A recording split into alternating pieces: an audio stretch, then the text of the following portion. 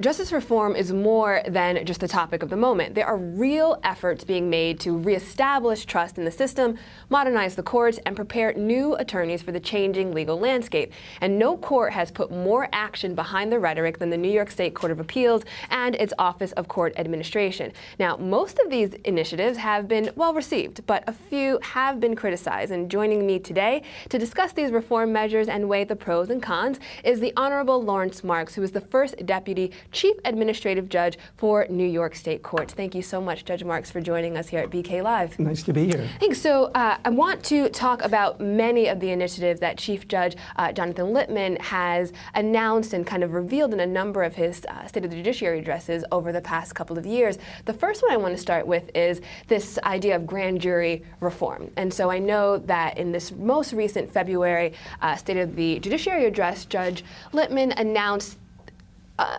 laid out some plans here. So, for example, he noted that there should be a judge who's playing an active role in grand jury presentations when it involves police-involved deaths, for example, special prosecutors for police-involved cases, as well as unsealing the grand jury records when there's a non-indictment. How did the New York State Court of Appeals, as well as just kind of OCA, come to create these specific reform initiatives with regard to the grand jury process? Well, you know, given the recent events in Missouri and Staten Island and other places in the country, some have suggested that there's really a crisis of confidence in the criminal justice system, and in particular in the grand jury process. So given that reaction to these recent events, the Chief Judge decided to kind of take a step back and look at and evaluate the grand jury process to see if changes were necessary.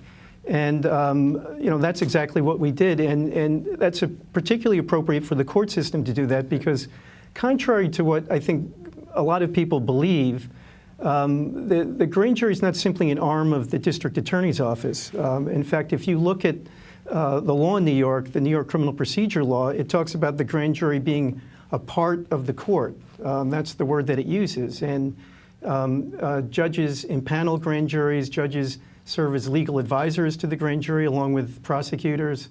Judges have what's known as supervisory authority over the grand jury.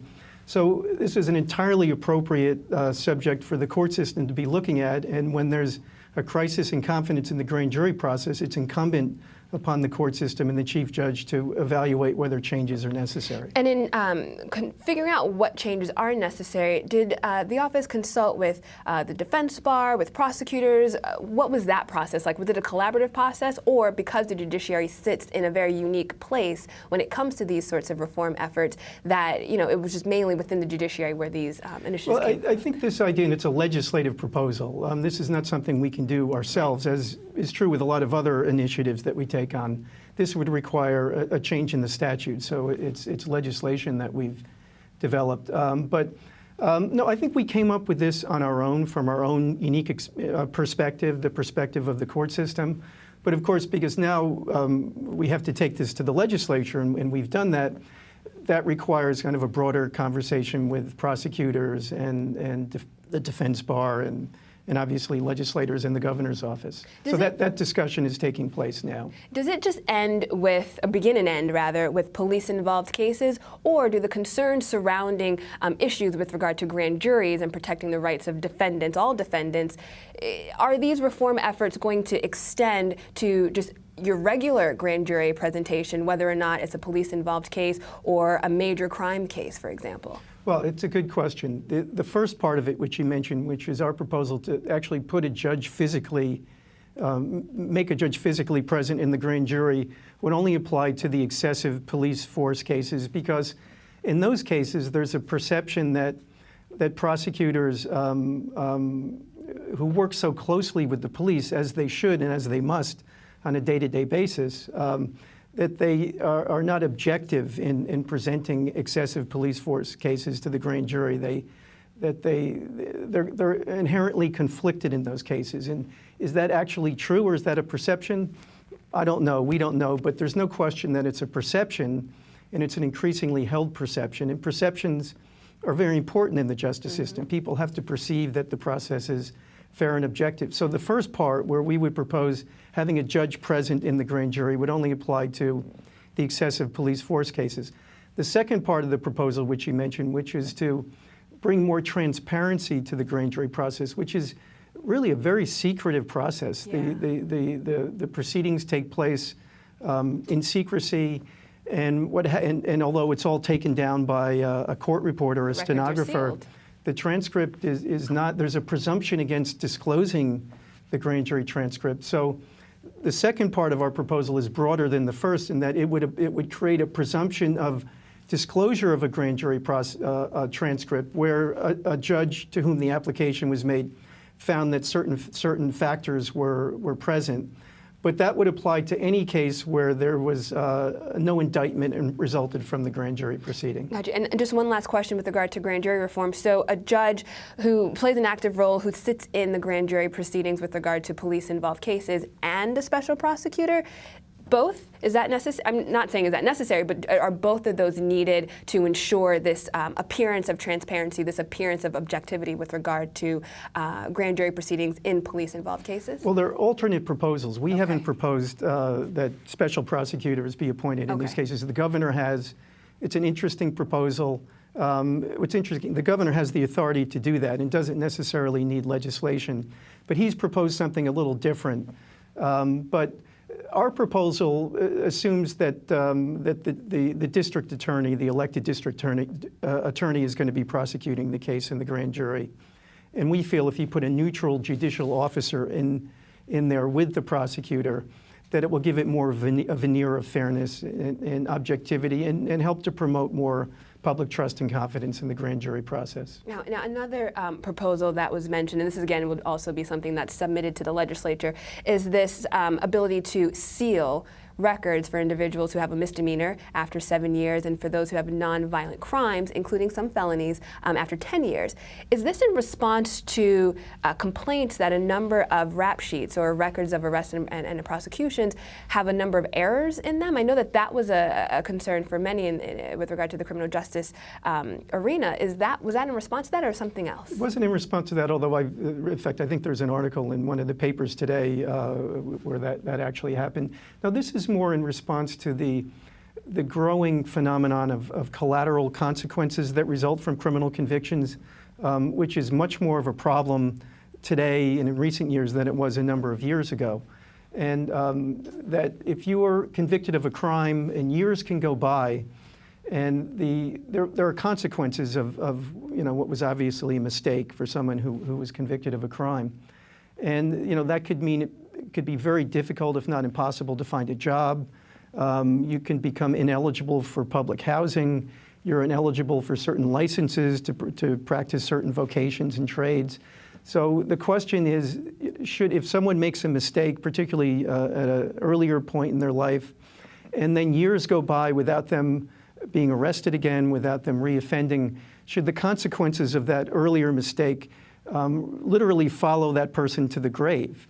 And a number of people, including the chief judge, feel that you can draw the line at some point. And if a number of years go by and someone has lived a law-abiding life, that the consequences of the mistake that what might have been made years ago should come to an end. And what's interesting is the research shows that very extensive research done by a number of academics show that after 10 years, someone who's previously committed a crime and has not committed a subsequent crime in 10 years is no more likely to commit a crime after the 10 years have gone by than someone who's never committed a crime.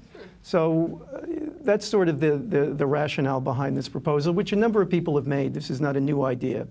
But at some point, the mistakes of years ago shouldn't continue to haunt someone who made that mistake forever. Right, and recidivism. So if someone is not able to obtain a job, for example, or housing, is it likely that they could slip back into that life of crime because they're not able to have the economic resources, for example, to kind of get their life back together? Right. So this proposal would assist with that, I presume. Absolutely. I mean, if you eliminate opportunities for someone to become a law-abiding member of society, you're going to increase the risk that they'll return to criminal activity. Where does that proposal sit now? I know that Assemblyman Joe Lentil is supporting this particular measure in the Assembly. Where does it sit in the Senate? Do we have a sponsor for it yet? That's a good question. I'm not sure if the bill's been formally introduced in the Senate. That's not fatal to something like this happening in the legislative process. Right. Things come up, something like this, particularly in the last days of the legislative session, and whether it's been formally introduced or not is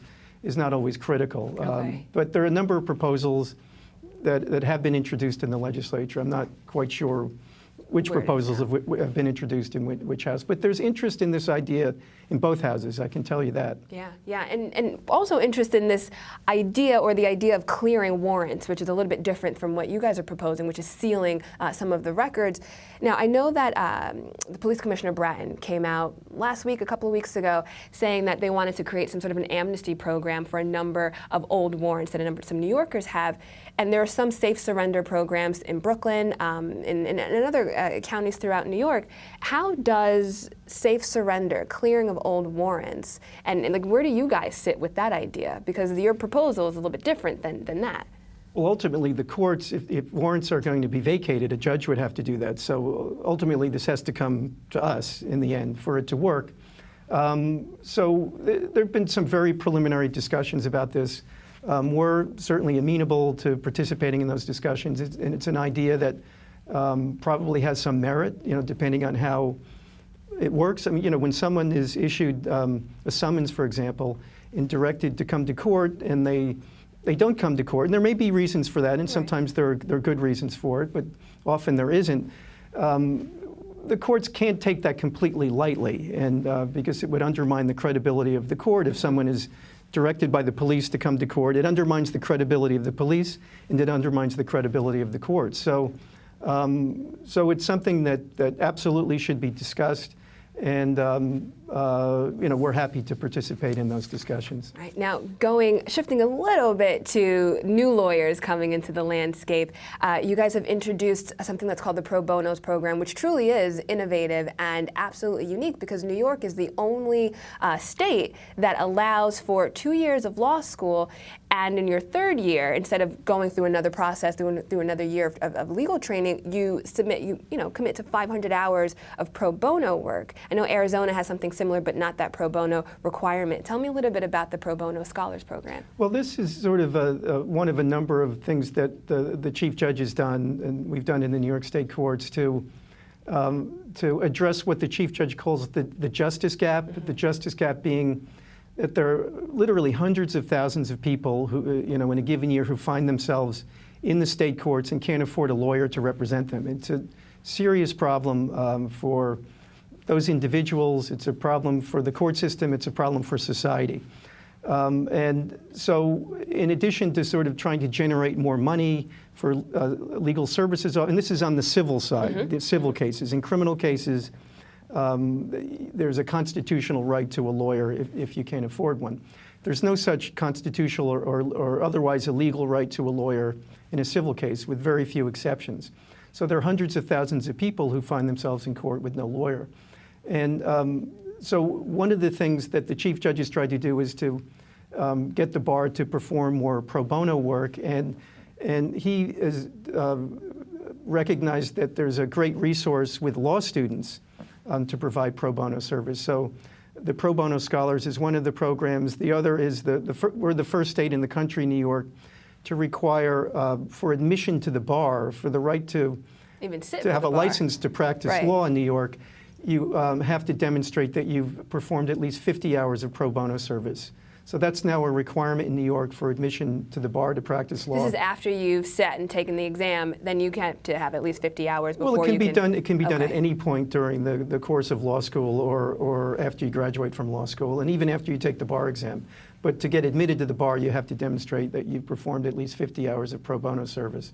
So we feel that can make a great contribution to this justice gap problem, and it's also good for law students and law graduates. They acquire more practical skills in doing pro bono work. It's always under the supervision of an admitted lawyer, obviously. And it also sends the right message to law students and young lawyers that doing pro bono work is really a part of what's expected of lawyers, and it's what every lawyer should do. And I have to say that when I read about the Pro Bono Scholars Program, I do wish that we had something like that when I was going to law school. I would tell you that most law school students that I know and who have graduated say that, going through law school, that theoretical training that you get is amazing to be able to do the research and all that kind of, background work. But when it comes to sitting down and meeting with clients or filing a case for the first time, you don't really have that sort of practical experience that you get from clinics, for example, which is something that I was able to take advantage of. Right. So like I said, yeah, I would have was done very it in a interesting. second. When I went to law school about 100 years ago, I would have been the first to sign up for that. So. I think it's fascinating. I look forward to hearing more about it. Thank you so much, Judge Marks, for coming on and telling us a little bit about it, how the court is trying to modernize itself. It's very Thank you. interesting. My Thank pleasure. you again.